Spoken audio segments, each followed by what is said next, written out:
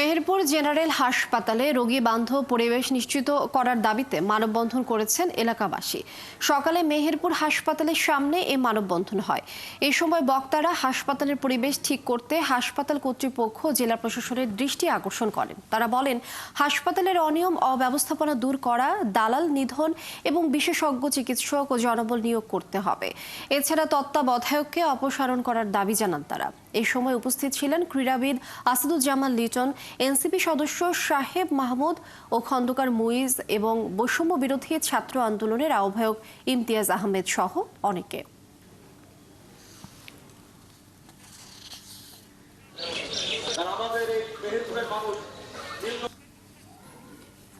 যে শ্রমিক তার শ্রমের মাধ্যমে মানুষের সমস্যাগুলো সমাধান